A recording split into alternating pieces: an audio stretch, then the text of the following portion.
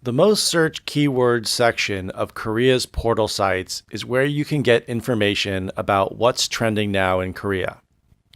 Keywords on the most recent and important news are there, but most of the time it's either celebrity gossip or an amazing performance by Korean athletes playing abroad. It's a fun and convenient way to keep up with the day's news. But there are also concerns that the portal site's most searched keywords functionality is more influential than it should be. While the section practically has a bigger impact on forming public opinion than any other media outlets, there isn't a transparent process on how the lists are made and uploaded. One issue is that it is vulnerable to manipulation. There have been cases where a certain keyword was artificially pumped up in the list by a group of people who want to steer public attention to the topic or product. Also, there has always been suspicion about bots committing click fraud. If you need to sell something to the public, companies might be tempted to manipulate the list to make their product known. Another issue is the creation of news articles depending on the list. Almost all newspapers, even including the major ones, write news reports about the trending keywords to drive traffic to their news pages. In the process, many of the articles are copy and pasted. The result is the public being flooded with low-quality copycat news reports. One of the major portals recently announced that it will overhaul its mobile page and the most searched keyword section will disappear from the main page. They said that the revision will cost them a lot of traffic, but they're going to do it for the good of the public. But skeptics say that changing the mobile main page alone is not enough, and the issues will never be resolved until the portal sites totally give up working as a de facto news provider. In this new era of media consumption, it is hard to distinguish what is real and what is not. Seeing the most searched for topics on a portal site is a great and entertaining way to see breaking news and what is going on as it happens. If you glance at what is trending now, you can enjoy and see what most of the online population is interested in at the moment. So I said, if you glance at what is trending now, so to glance is to look at something briefly or very quickly. So if you're looking at Naver and then your eyes go to the right, you can see on the right side of the screen what is trending now or what is happening now. So we say trending now is kind of the same thing as the top searched keywords or the most searched keywords. So in some websites in English, you'll see trending now, or even if you go shopping on Amazon, you can see what products are trending now. That means what are people currently buying and or searching for. The top trending section of Korean portal sites have a lot of fluff and soft news. This causes people online to focus on events, gossips, and products that really don't matter or add substance to your daily life. So I first said the trending portal sites have a lot of fluff and soft news. Fluff and soft news are news stories and topics that really aren't that important. For example, I lived in San Diego and the TV news, every day they would have some kind of animal story, like dog goes surfing or dog starts dancing. That's that's very soft news, or we call fluff. I mean, it has no meaning really to anyone's life. Unlike, a story about an earthquake or a war or a very bad weather condition. Those are kind of what we say hard news. The other stuff is soft news. And I said, the products and events really don't matter or add substance to your daily life. So to add substance is to have something that's very meaningful in your daily life. A good relationship with your family, having a good job, creating something. That's something of substance. But, these news stories that talk about dogs dancing or surfing or something a celebrity does, it really doesn't have a lot of substance or meaning to it. The trending searches on portal sites are usually very insignificant compared to larger and more pending news topics. These top trending stories act as a distraction.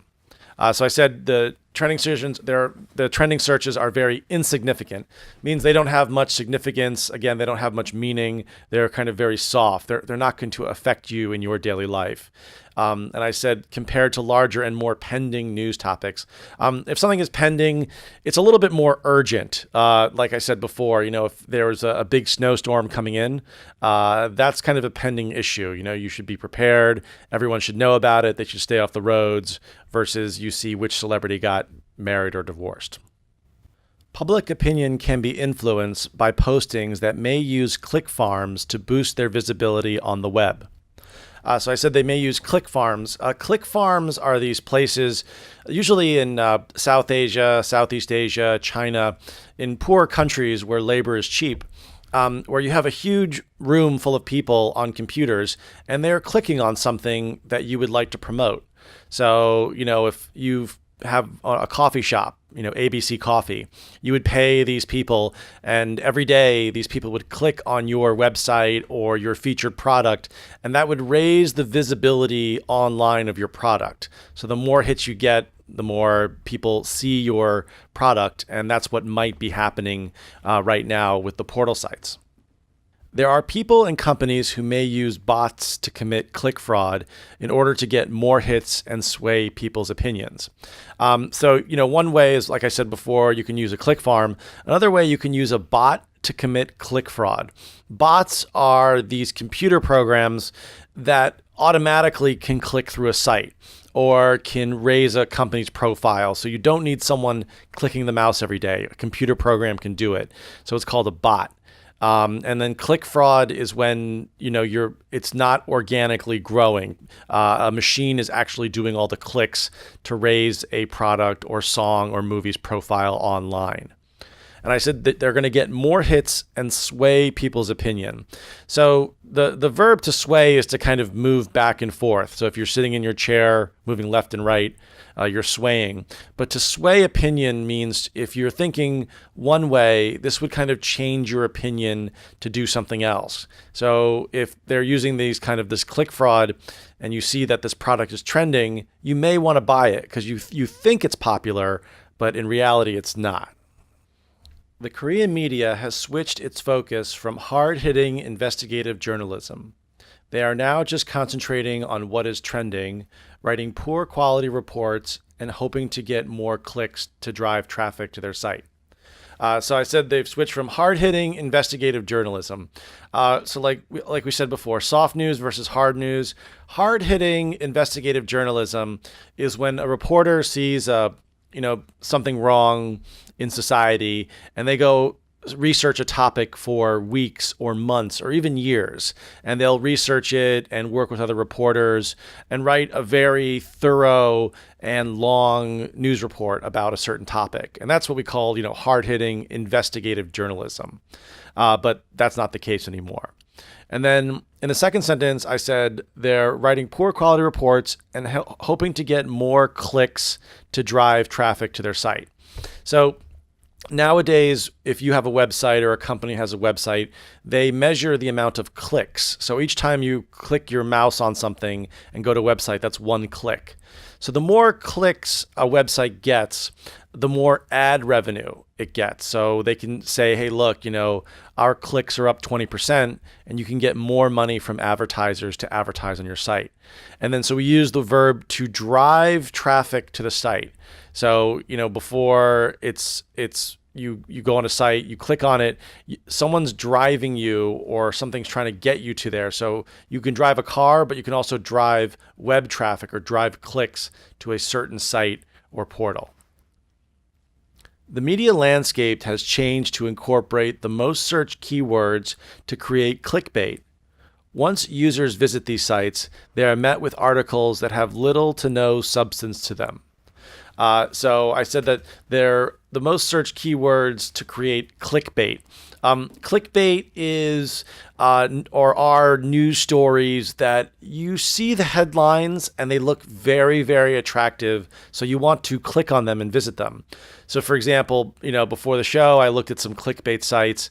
One was who wore it better. So they would show two women wearing the same dress and, who wore it better. And there's 30 women who have the same dress and you can see or vote on who wore it better.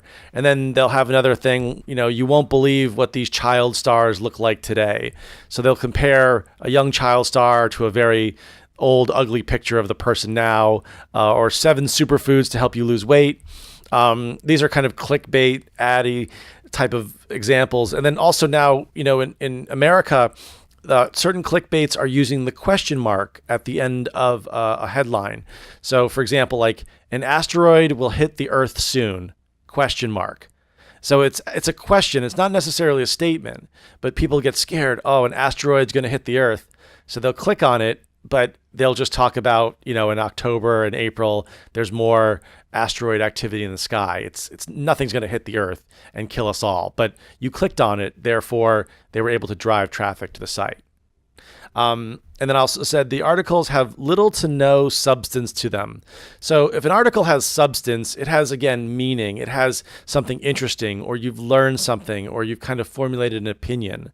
But nowadays, when you click on these articles, like we said before, they've been kind of copied and pasted. There's no real investigation. You just clicked on a headline and you learned nothing, or you just kind of wasted your time. So those are articles without substance. Thanks, guys. Thanks for downloading. Bye-bye.